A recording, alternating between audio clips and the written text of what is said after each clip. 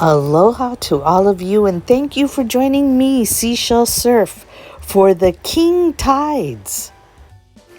What is a king tide? Well, a king tide is a non-scientific term that people often use to describe extremely or exceptionally high tides during a new moon or a full moon when the Earth is closest to the moon. I'm taking a trip from Spouting Horn down the south or the Pu'ipu shoreline to see what effects this is going to have on our shoreline. Currently, we have a high surf warning. The high tide for this evening is 6 p.m.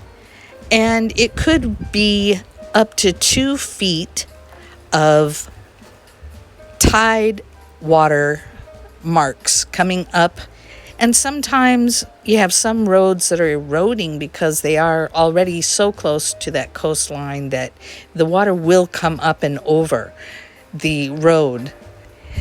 On this road in particular, there's a couple of spots in which that might actually happen, but it could happen more so on some of the other islands. But let's take a look and see how it affects Kaua'I.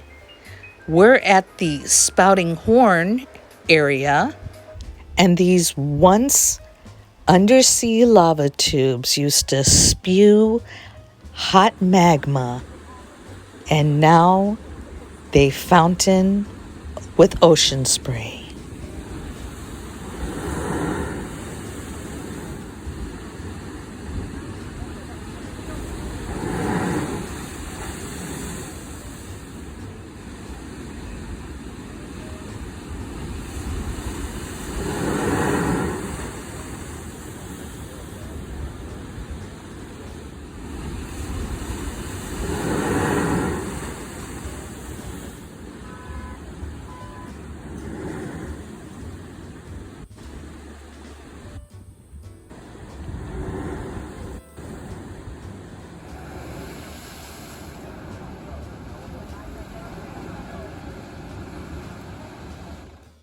So, a Perigean spring tide during a new moon has the new moon in between the sun and the earth, which is why the moon is dark.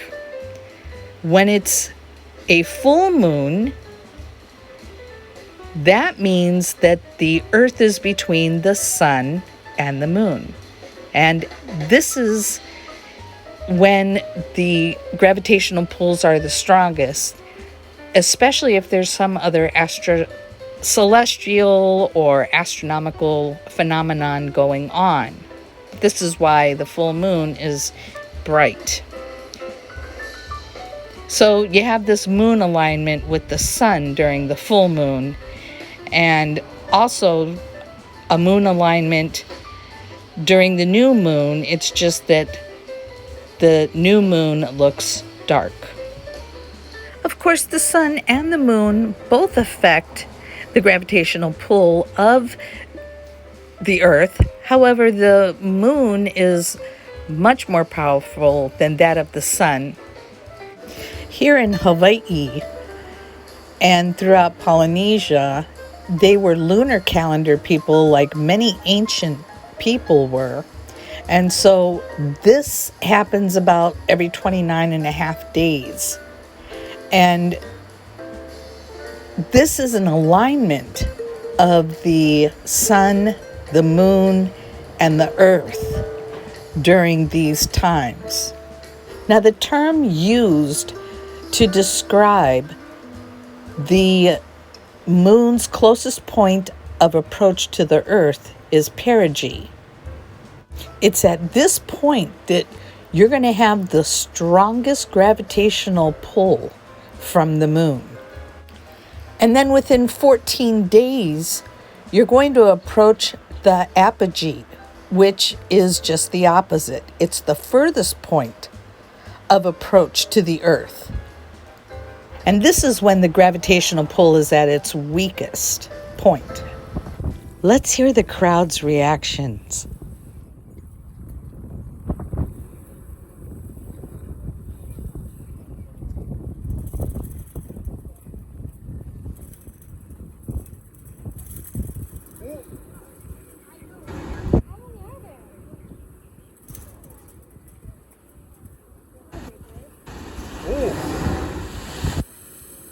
What was the big one? It's a big one. Briscus?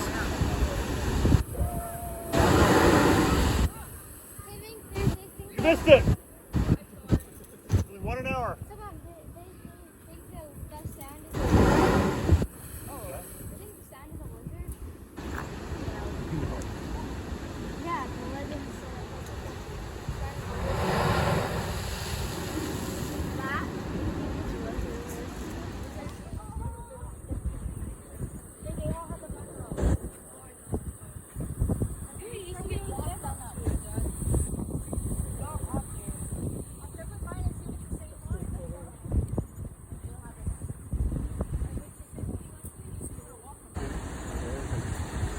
Yeah, there it is.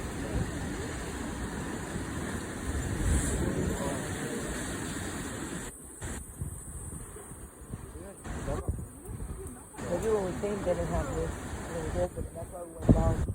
There was one that went down to the front of it.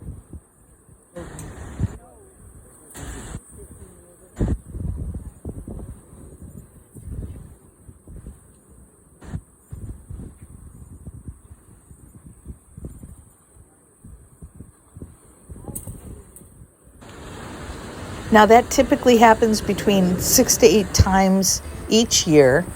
The new or full moon will coincide closely in time with the perigee. And again, that's the point when the moon is closest to the earth. These are called perigean spring tides. Now keep in mind that other celestial phenomenon or other things going on, such as the warming of the ocean's temperature, has an effect on whether or not these tides are extremely high at high tide and extremely low during low tide. And sometimes they're a bump or two. We didn't see much action here on Kaua'I, but we were not highlighted in yellow the most in the state. So there are other places around the state that had probably a little more flooding than, let's say, that I saw here on this date.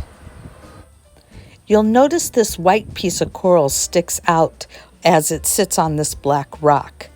And in traditional days for fishing at nighttime, these coral blocks would help fishermen know where they are and help them down to the shoreline as they would do torchlight spear fishing. And they would use coconut oil on the surface of the ocean's water, which would provide somewhat of a clear view to find fish and lobster and other sea creatures that they would gather. Some of the favorite delicacies that come from the ocean in the traditional Hawaiian diet were such things as limu, which is seaweed, and certain types of seaweed, and also the limpet. The limpet sticks to the black rocks, and they have a gray belly. And then on the lighter colored rocks, you have the limpet with a yellow belly. They are referred to as opihi. And they are shucked off of the rocks with a butter knife. And it's a very dangerous type of fishing method, but it is a beloved treat in the Hawaiian diet. Now we refer to that as pounding opihi. And it is no easy task because the opihi has a strong foot muscle. And once they realize you're trying to pry them off, they stick to the rock even harder. So you always want to bring a partner and know that you need to be aware of the ocean tides, as if they creep up on you, they can knock you off with a rogue wave. So opihi pounding, or opihi picking as it's also referred, is a very highly skilled type of collecting limpets, but mastered here in the Hawaiian Islands. We are now further east down the south coast in front of the Sheraton Kaua'I at the point. This is a favorite spot for the surfers and boogie boarders and snorkelers alike.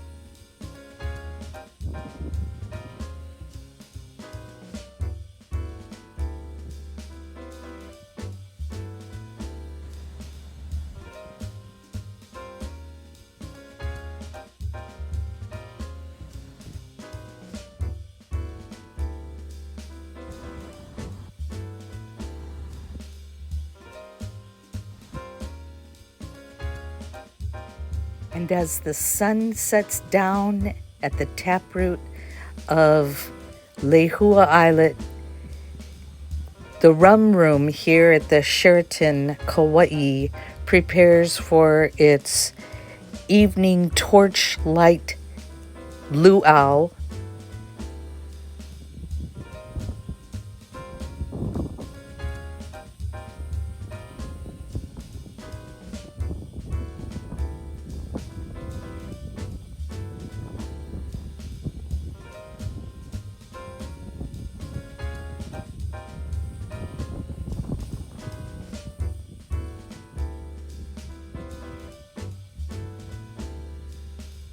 Mahalo to all of you for joining me for this astronomical event. If you enjoyed this presentation of the king tides here on Kaua'I, how about a thumbs up? And subscribe to the channel if you're not already subscribed. And share the aloha of the videos with friends and family. As we say in Hawaiian, until we meet again, ahui ho and aloha.